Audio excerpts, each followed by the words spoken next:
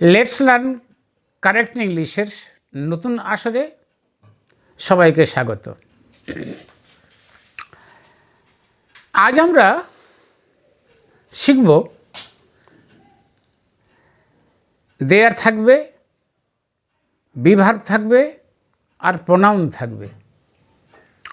তখন এই তিনজনকে নিয়ে বাক্য তৈরি করলে বাক্যের মানে কি হবে বা তার গঠনটাই কেমন হবে, এই সব ব্যাপার নিয়ে আজকের ভিডিওতে আমরা আলোচনা করব।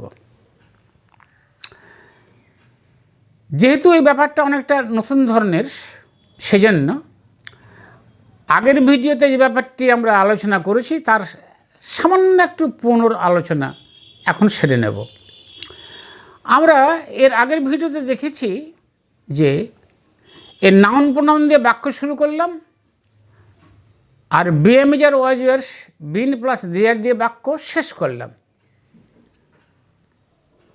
তখন আমরা কি বুঝালাম এই ব্যাপারটি যে নাউন প্রোনাউনটা দিয়ে বাক্য শুরু হয়েছে তার কোন একটা স্থানে উপস্থিত থাকার উপর বিশেষভাবে জোর দেওয়া হচ্ছে, অর্থাৎ সে ব্যাপারটি হবে অনেকটা ফর্মাল আনুষ্ঠানিক এবং অনেকটা এমফ্যাটিক। ইংরেজিতে বললে a bit more formal and more emphatic. Formal মানে বক্তা কথাটা একটা দায়িত্ব নিয়ে বলছে। এই যে আমরা বলি না আমি দায়িত্ব নিয়ে বলছি, খানিকটা ওই রকম। একটা উদাহরণ নিয়ে বলি। এর আগের ভিডিওতে আমরা বলেছিলাম, মনে বলেছিলাম দেয়ার আর 4 ডক্টরস ইন দ্য ভিলেজ। তো দেয়ার দিয়ে বাক্য শুরু করেছি, তাহলে মনে পড়ছে বাক্যটার মানে কি হবে? মানে হবে এই যে গ্রামটিতে 4 জন ডাক্তার আছে। দেয়ার আর 4 ডক্টরস ইন দ্য ভিলেজ। এখানে ডাক্তারটার উপস্থিত, ডাক্তারগুলির বরং উপস্থিতির উপরই জোর দেওয়া হচ্ছে, যারা উপস্থিত আছে। এবং এটা কিন্তু ফর্মাল ওয়েতে নয়, এটা অনেকটা বলা যেতে পারে অনেকটা it is used in a more common way and in a straight forward way. মানে একটা সাধারণভাবে মানুষ যেমন কথা বলে যে ওখানে কি আছে, 4 জন ডাক্তার আছে।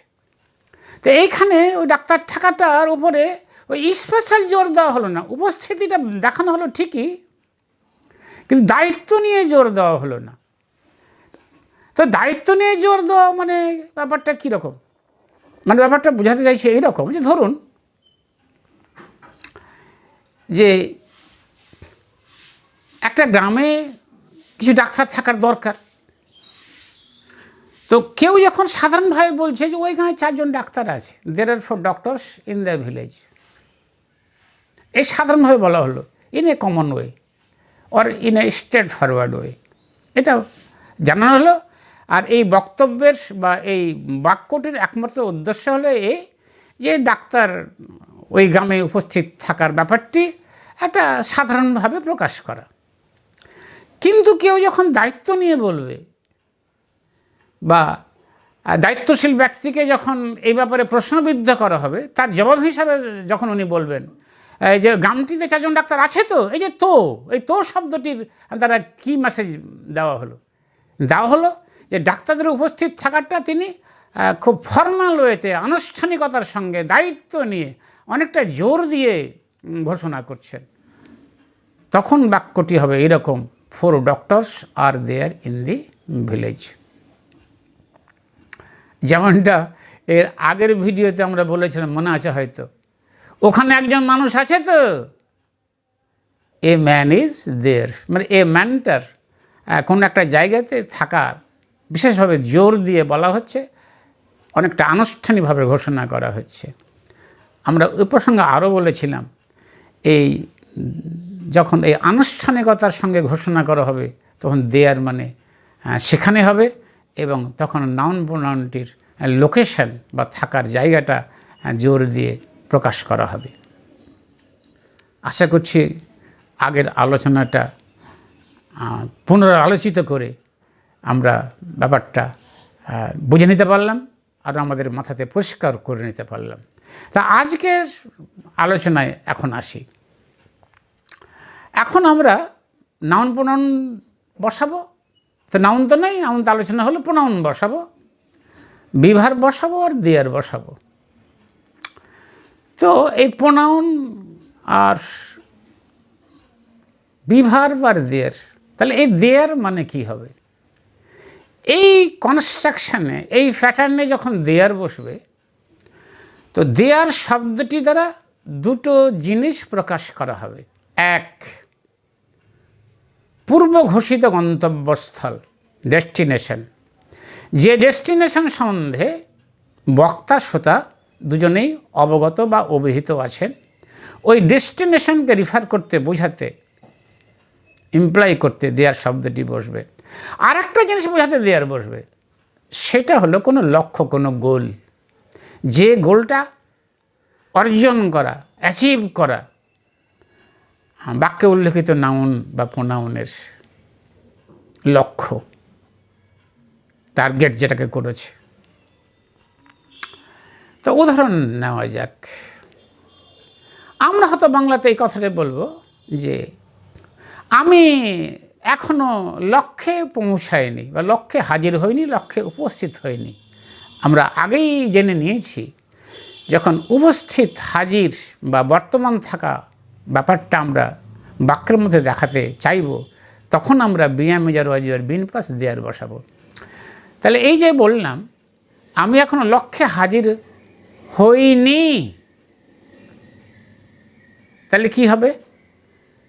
I am not there. যে দেখুন, আমি লক্ষ্যে হাজির হইনি, আই অ্যাম নট দেয়ার হলো।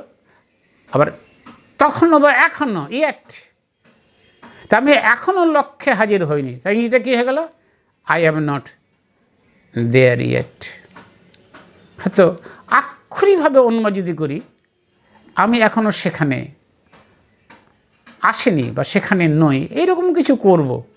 বাংলা নিয়মে বাংলা, ইংরেজির নিয়মে ইংরেজি। যাই হোক, বাংলাতে আমরা যেই বলি না কারণ মেসেজটা হলো এই যে আমি লক্ষ্যে হাজির হইনি এখনও, ইংরেজিটা হয়ে গেল we are not there yet, বা আমি আমার গন্তব্যস্থলে এখনও হাজির হইনি। তখনও ইংরেজিটা হয়ে গেল we are not there yet. এখন যদি প্রশ্ন করি যে আমরা কি আমাদের গন্তব্যস্থলের কাছাকাছি এসে হাজির হয়েছি, এই কাছাকাছি ইংরেজি নিয়ারলি দিয়ে দিলাম। আর প্রশ্ন করলে আমরা জানি অক্সিলারি বা এমএজার ওয়াজবিআর শুরুবোধক শব্দের আগে বসে, তাহলে উই আর জায়গাতে আর উই করে দিলাম, তাহলে বাক্যটি কী হলো? আর উই নিয়ারলি দেয়ার ইয়েট। এই যে নিয়ারলি, NEARLY, এর নিয়ারলি মানে কাছাকাছি, অর্থাৎ গন্তব্যস্থলের কাছাকাছি বা যেটা লক্ষ্য বা টার্গেট, তার কাছাকাছি এখানে আমরা এসে এখনও পৌঁছেছি কি না, এই প্রশ্নটির মাধ্যমে জানতে চাওয়া হচ্ছে। তার প্রশ্নটি আবার রিপিট করে দিই, আর উই নিয়ারলি দেয়ার ইয়েট, জিজ্ঞাসা চিহ্ন। তো এই প্রশ্নের উত্তরে হয়তো কেউ জবাব দিলেন, এই যে আমরা প্রায় গন্তব্যস্থলে বা লক্ষ্যে পৌঁছে গিয়েছি। তো লক্ষ্য ইংরেজিও দিলাম না, গন্তব্যস্থলও দেবো না, শুধু দেয়ার দিয়ে দেবো। বাক্যটাতে কী হবে? We are almost there, almost, ALMOST। এবার আমি যদি ইট ব্যবহার করি, ইটটাও বসাতে পারবো, ইটটাও তো প্রোনাউন। তো সাধারণত দেখা যায় যে এই ইটের আগেও দেয়ার বসতে পারে, আর বাক্যের শেষও আবার দেয়ার বসতে পারে, মানে বিভার্বের পরে। বাক্যটা কীরকম হবে? There it is, by it is there. উদাহরণ নিয়ে ব্যাপারটা আমরা পরিষ্কার করি। এটা ঠিক দরজার পেছনে আছে, মানে উপস্থিত আছে বা হাজির আছে কোন জায়গাতে? ঠিক দরজার পেছনে। এর ইংরেজিটা আমরা করতে পারি ইট ইজ দেয়ার বিহাইন্ড দি ডোর, বা দেয়ারটা যদি ইটের আগে দিই তো দেয়ার ইট ইজ বিহাইন্ড দি ডোর। স্মরণীয়, এই যে আমরা এর আগে অ্যাডভার্ব হিসাবে নিয়ারলি বসালাম বা একবার অলমোস্ট বসিয়েছি দেয়ারের আগে, একই রকমভাবে দেয়ারের আগে আমরা আরও এই রকম কিছু অ্যাডভার্ব বসাতে পারি। যেমন হার্ডলি, এটা বসবে প্রায় না অর্থে। তারপরে রিয়ারলি বসতে পারে, সেলডাম বসতে পারে, এই অ্যাডভার্বগুলো বসতে পারে। এদের বিয়ারলিও বসতে পারে, BARELY। যাদের এই ব্যবহারগুলো জানেন তারা তো বুঝে নেবেন বাক্যগুলো কীরকম হবে, বা যেখানে নিয়ারলি হচ্ছিল সেখানে এই অ্যাডভার্বগুলো হবে। কখনো হার্ডলি হবে, কখনো বিয়ারলি হবে, কখনো সেলডাম হবে, কখনো স্কেয়ার্সলি হবে। যাই হোক, এগুলো নিয়ে যদি আপনাদের জানার আগ্রহ থাকে কমেন্ট সেকশানে মন্তব্য করবেন। আগের ভিডিওতে নিশ্চয়ই এ নিয়ে আলোচনা করব, এই অ্যাডভার্বগুলো কী ধরনের অর্থ প্রকাশ করে বাক্যের মধ্যে ব্যবহৃত হলে। এর আগের ভিডিওতে একটা প্রশ্ন তুলেছিলাম যে এই যে দেয়ার নিয়ে এত কথা হচ্ছে, তো গ্রামারের লোকেরা এই দেয়ারকে কী নামে ডাকে? এই দেয়ারকে দুইটি নামে ডাকা হয়, স্মরণীয়। কেউ কেউ এটাকে বলেন existential pronoun, EXISTENTIAL pronoun, PRONOUN, মানে স্থিতিবোধক বা অবস্থানবোধক প্রোনাউন। আবার কেউ কেউ একে অ্যাডভার্ব বলেন, এ দেয়ারটিকে কেউ কেউ আবার অ্যাডভার্ব বলেন। আজকের যে ব্যাপারগুলো আলোচনা করব বলে ঠিক করে রেখেছিলাম, সেই ব্যাপারগুলো আশা করছি আলোচিত হলো। কোনো সমস্যা থাকলে কমেন্ট সেকশানে মন্তব্য কামনা করছি। আবার দেখা হবে পরে নতুন ভিডিওতে নতুন আলোচ্য বিষয় নিয়ে। এখনকার মতো ধন্যবাদ।